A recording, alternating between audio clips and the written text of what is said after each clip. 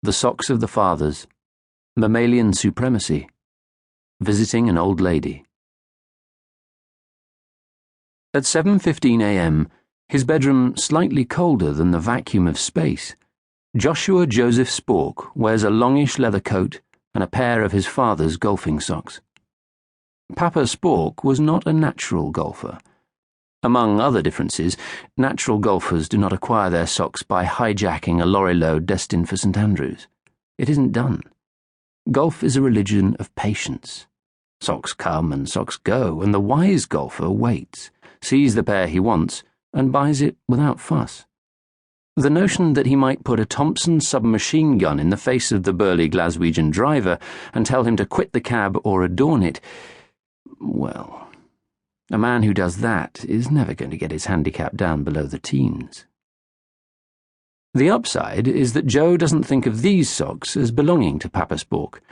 They're just one of 2,000 pairs he inherited when his father passed on to the great bunker in the sky, contents of a lock-up off Brick Lane.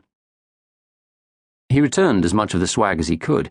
It was a weird, motley collection, very appropriate to Papa Spork's somewhat eccentric life of crime, and found himself left with several suitcases of personal effects, family Bibles and albums, some bits and bobs his father apparently stole from his father, and a few pairs of socks the chairman of St. Andrews suggested he keep as a memento. "I appreciate it can't have been easy doing this," the chairman said over the phone.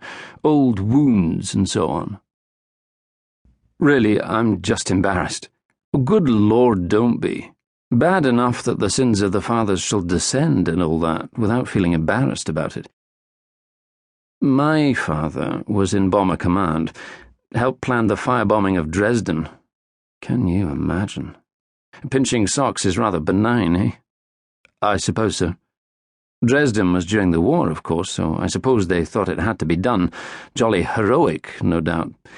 But I've seen photographs. Have you? No. Try not to, I should. They'll stay with you.